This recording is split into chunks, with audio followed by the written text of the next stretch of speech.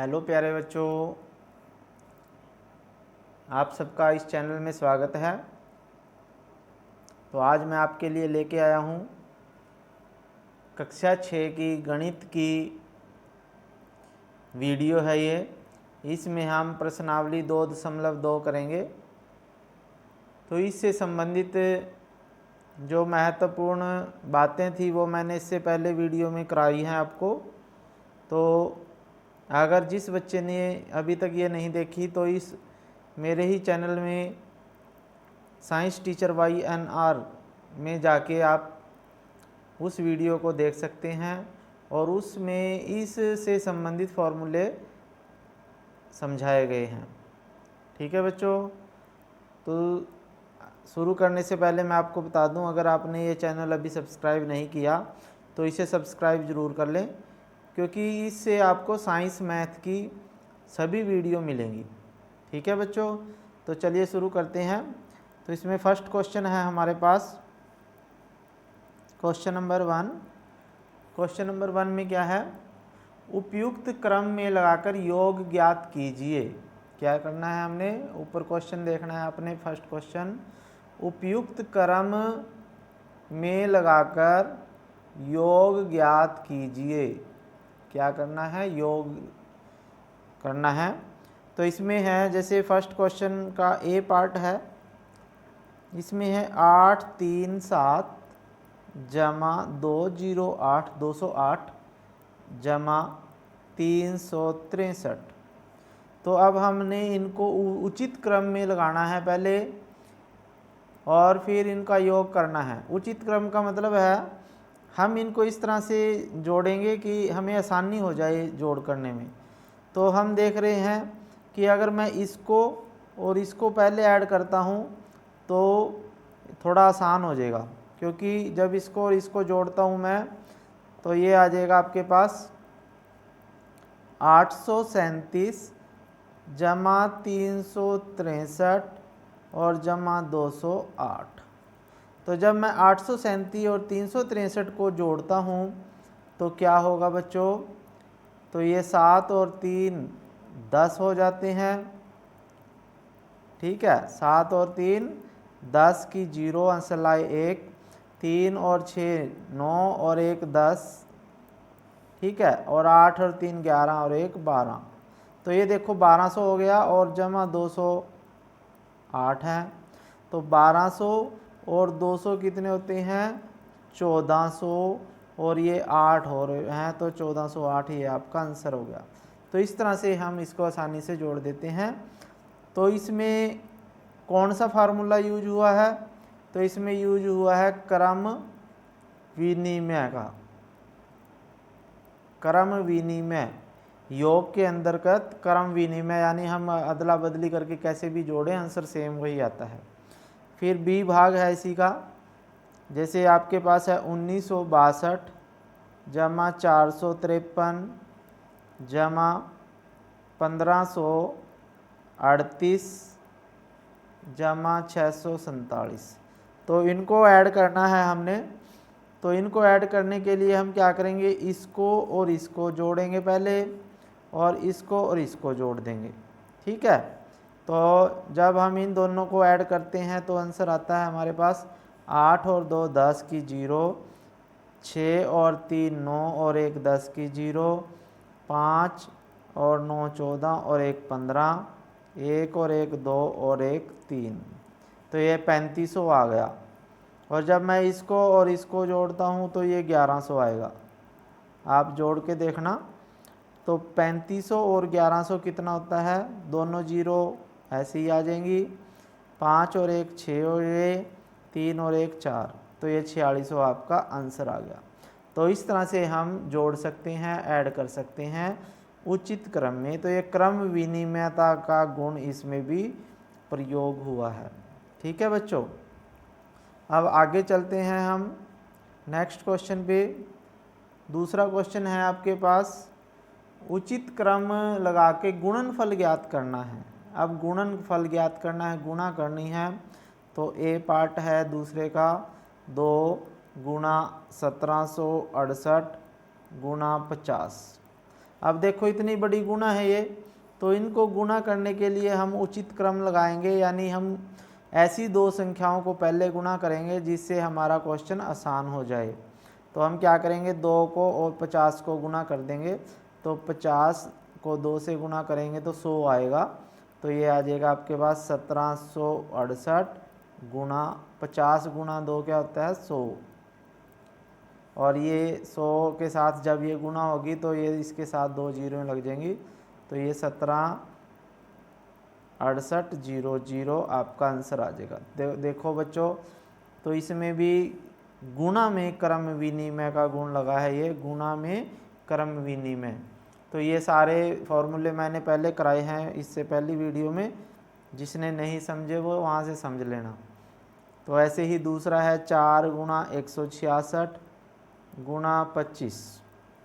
तो इसमें क्या होगा, 25 को 4 से गुणा करेंगे, 25 चौके 100 होते हैं, तो 166 गुणा 100, तो ये आ जाएगा 16600 आंसर। तो इतने आसान हो जाता है जब हम कोई भी फार्मूला लगाते हैं। तो ऐसे ही आपने सी पार्ट चलो करवा देता हूँ। इसमें आएगा आपके पास क्या आएगा सी पार्ट्स में, तो इसमें देखो 8 गुणा 291, सॉरी आपको क्वेश्चन नहीं दिखाई दे रहे होंगे तो ये मैं ऊपर कर देता हूँ इनको, तो अब आपको ये दिखाई देने लग गए हैं। दूसरा क्वेश्चन के ए पार्ट बी पार्ट कर दिया है मैंने, सी कर रहा हूँ, ठीक है। तो 8 गुणा 291 गुणा 125, तो इनको करना है। तो मैं 8 को और 125 को पहले गुणा करूँगा, तो ये 1000 आ जाएगा। 125 को जब 8 से गुणा करते हैं तो ये आ जाएगा आपके पास 8 पंजे 40, 8 दूनी 16 और 4 20, 8 एकम 8 और 2 10, 1000 आ जाएगा। और गुणा 291 है, तो 291 को 1000 से गुणा करेंगे, 291 और 3 जीरो आ जाएगी आपके पास आंसर, ठीक है बच्चों। तो ऐसे ही आपने डी पार्ट करना है। डी में क्या करना है, आपने 16 को 625 से गुणा करना है पहले, ठीक है। डी पार्ट में क्या करना है, ये करना है 625, मैं डायरेक्ट कर देता हूँ, गुणा 16 और गुणा 279। तो जब हम 16 को इससे गुणा करेंगे तो ये आ जाएगा 16 पंजे 80 होते हैं, 16 दूनी 48 और 8 16 दूनी 32 और 8 40, 16 छिके 96 और 4 100, ठीक है। तो ये 10,000 आ जाएगा। और गुणा ये है 2 7 9, तो इसके आगे 1 2 3 4 जीरो लगा दे, 2 7 9 के आगे 2 3 4, तो ये आपका आंसर आ जाएगा, ठीक है बच्चों। समझ में आ रहे हैं क्वेश्चन, ठीक है। तो अगर आपको समझ में आ रहे हैं क्वेश्चन तो इसे वीडियो को लाइक करना है, अपने दोस्तों को शेयर करना है, और अगर चैनल को सब्सक्राइब नहीं किया तो वो भी करना है, ठीक है बच्चों। तो सी और डी तक तो हो गए, अब आगे चलते हैं। ई में आपने क्या करना है, 60 को 5 से गुणा करना, फिर उससे यानी 6, जब 60 को 5 से गुणा करेंगे 300 आएगा, और फिर 300 को 285 से गुणा करना है। तो ई पार्ट में आपने ही करना है, ठीक है। तो 5 गुणा 60, तो ये आ जाएगा आपके पास, इनको गुणा करेंगे 300 और गुणा 285, ठीक है। तो आगे 3 को इससे गुणा करना और 2 जीरो पीछे लगाना, तो आपने करना है ये। फिर उसके बाद है एफ भाग, तो एफ भाग में क्या आएगा, तो एफ भाग में देखो बच्चों क्या आएगा, इसको कर लेता हूँ ठीक, ये पेज उड़ रहे हैं। तो एफ भाग में 125 गुणा 40 गुणा 8 गुणा 25, तो हम क्या करेंगे, किसको किससे गुणा करें, 25 को 4 से गुणा करो, 8 को 125 से गुणा करो, तो जब हम 8 को 125 से गुना करेंगे तो हमारे पास 1000 आ जाएगा।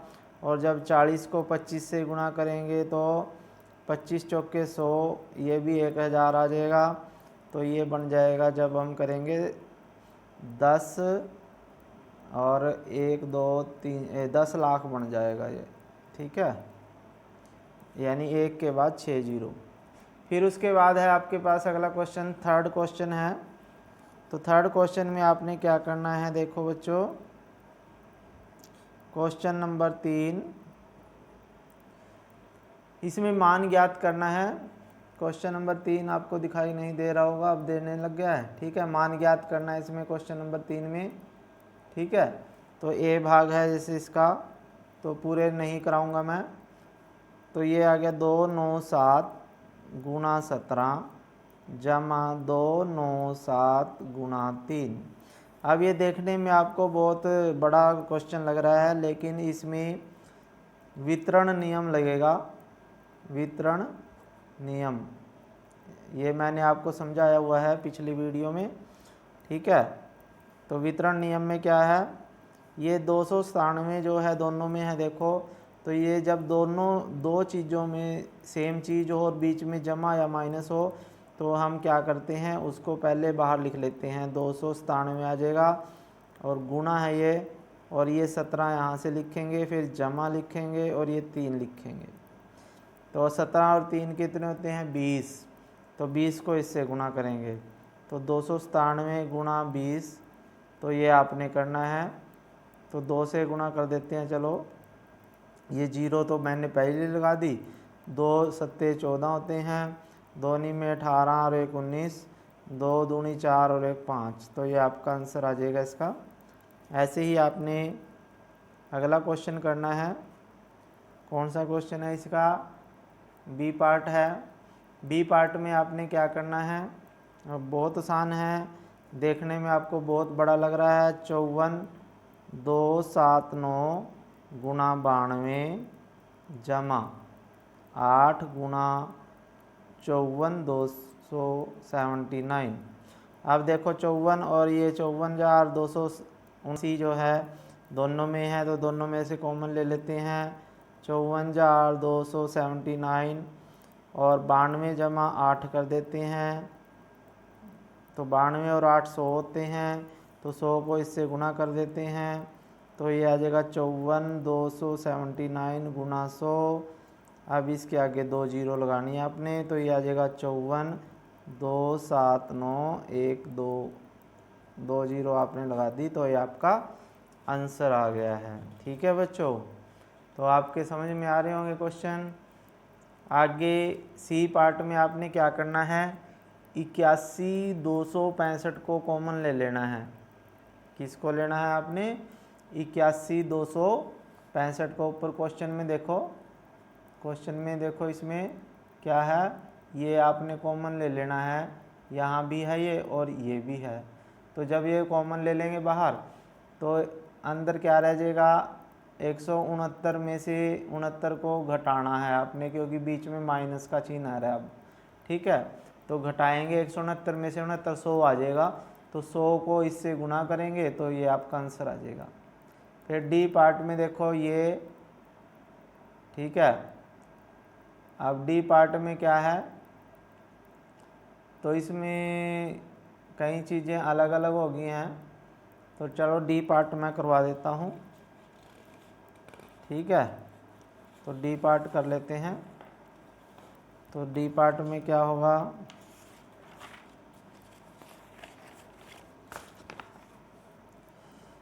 डी पार्ट में है आपके पास, ये है क्वेश्चन नंबर 3 और डी पार्ट इसका। क्वेश्चन दिखाई दे रहा होगा आपको ऊपर, 3845 गुणा 5 गुणा 782 जमा 769 गुणा 25 गुणा 218। अब इसमें से देखो क्या करते हैं, तो इसमें क्या करें हम, क्या करें बच्चों, इसमें से क्या करें, ये है ना, या तो इसको ऐसे ही रहने देते हैं, चलो 3845 गुणा 5 और गुणा जो 782 है, 782, ठीक है। अब हम 7 6 9 जो है, और इसको 25 को 5 गुणा 5 लिख लेते हैं। क्या लिख लेते हैं? 5 गुणा 5, 25 को लिख सकते हैं हम। तो इस 5 को इससे गुणा कर लें और ये 5 अकेला रहेगा। तो जब इस 5 को इससे गुणा करेंगे ना, तो मेरे हिसाब से ये आना चाहिए, तभी क्वेश्चन आसान बनेगा।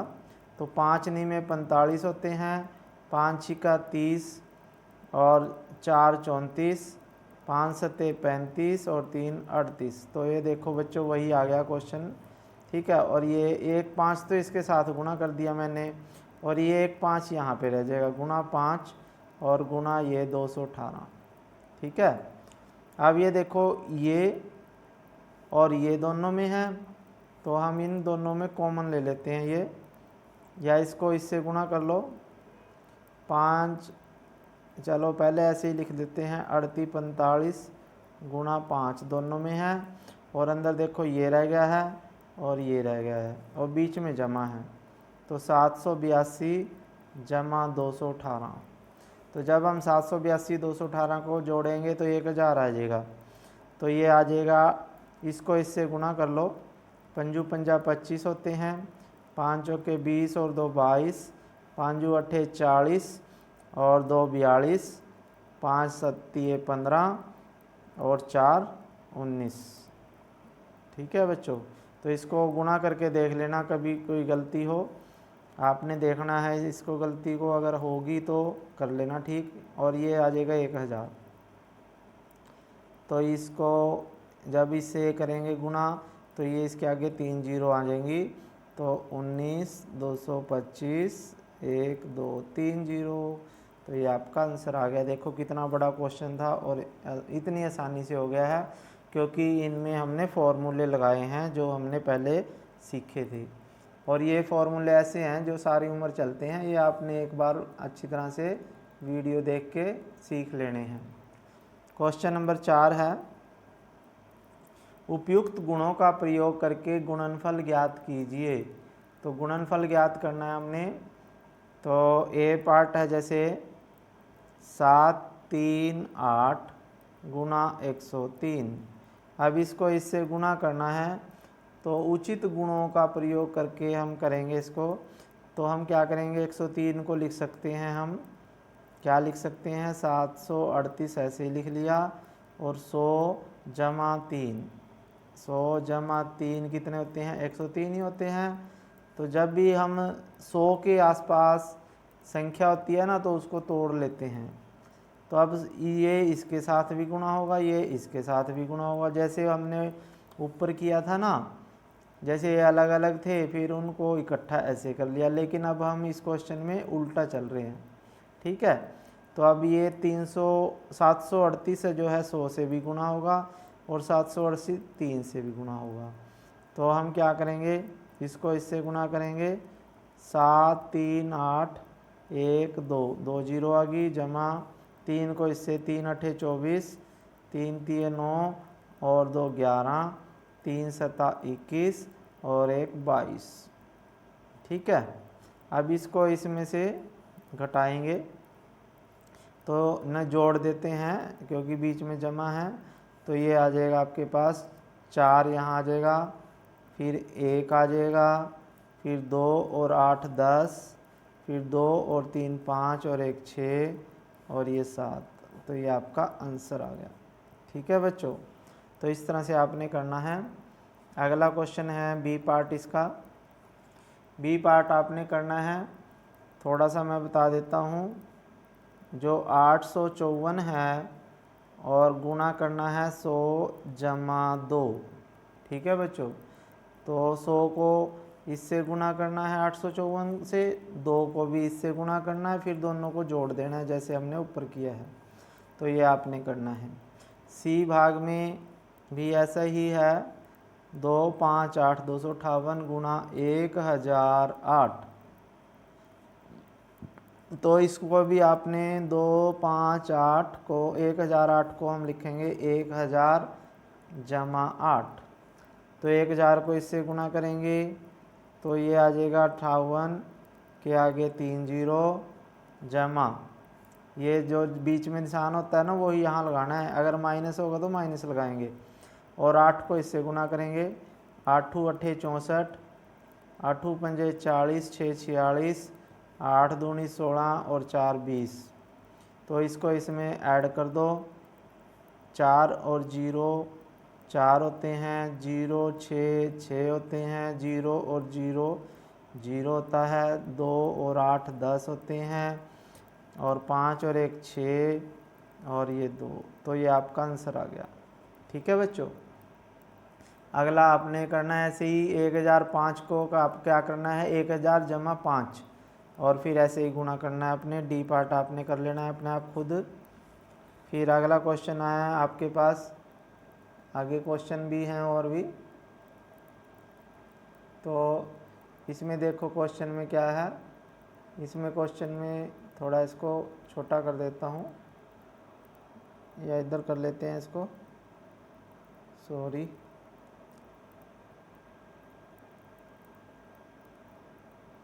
ठीक है, पांचवा क्वेश्चन सब दिखाई देने लग गया होगा अब। तो किसी टैक्सी ड्राइवर ने अपनी गाड़ी की पेट्रोल टंकी में सोमवार को 40 लीटर पेट्रोल, अगले दिन उसने टंकी में 50 लीटर पेट्रोल भरवाया। ठीक है, यदि पेट्रोल का मूल्य 44 रुपये प्रति लीटर था तो उसने पेट्रोल पर कुल कितना व्यय किया।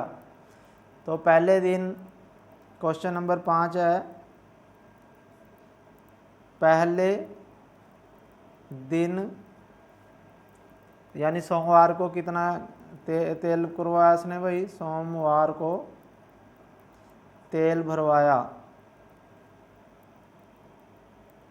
कितना भरवाया 40 लीटर। ठीक है, और फिर अगले दिन तेल भरवाया, कितना भरवाया 50 लीटर, और पेट्रोल का मूल्य है तो कुल पेट्रोल कितना भरवाया भाई, कुल पेट्रोल भरवाया 40 जमा 50 बराबर कितना हो गया 90 लीटर। तो पेट्रोल का मूल्य पेट्रोल का मूल्य 44 रुपये प्रति लीटर। ठीक है, तो कितने हो गए कुल खर्च, कितने हुए भाई 44 गुना 90। तो 44 को 90 से आपने गुना करना है तो आपके आंसर आ जाएगा। तो ये 0 4 9 चौके 36, 9 चौके 36 और 3 39 रुपये। तो ये आपका आंसर आ गया। ठीक है, फिर उसके बाद अगला क्वेश्चन करते हैं छठा क्वेश्चन ऊपर कर देता हूँ। कोई दूध वाला एक होटल को सुबह कितना दूध दिया भाई उसने 32 लीटर दिया, और शाम को 68 लीटर दिया। ठीक है, टोटल कितना हो गया 32 और 68 100 लीटर हो गया। ठीक है, सुबह प्लस शाम को दूध दिया इतना, और दूध का मूल्य कितना है 45 रुपये प्रति लीटर है। तो 45 गुना 100 कर देते हैं तो ये 4500 रुपये आ जाएगा भाई। कितना आ जाएगा 4500 रुपये। ठीक है, अब 7वां क्वेश्चन है। तो 7th क्वेश्चन में आपने क्या करना है, मिलान करना है। इसमें 7th क्वेश्चन में मिलान कीजिए। तो मिलान में क्या होगा, देखो ऊपर देखो क्वेश्चन,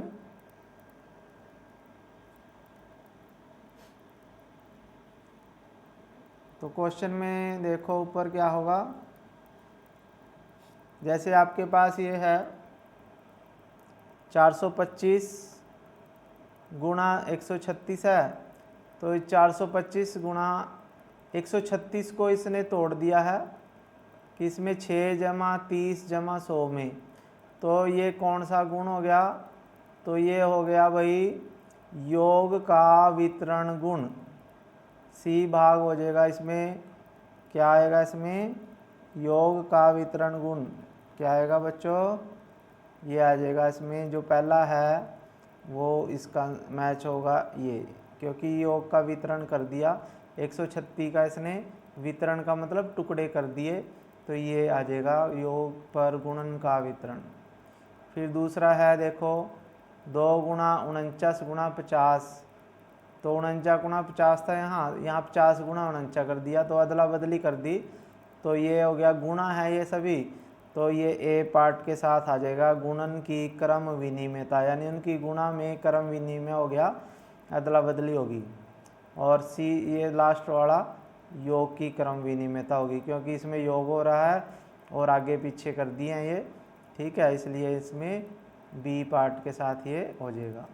तो इस तरह से आपकी एक्सरसाइज पूरी हो चुकी है, तो आपने अपनी गणित की कॉपी में ये एक्सरसाइज करनी है, ठीक है। अगर आपको सारे क्वेश्चन समझ में आ गए हैं तो आपने क्या करना है बच्चों, लाइक करना है, नीचे लाइक का बटन होता है ना, वहाँ पे लाइक दबाओ और चैनल को सब्सक्राइब करो अगर नहीं किया, और अपने दोस्तों को भी वीडियो शेयर करो, ठीक है।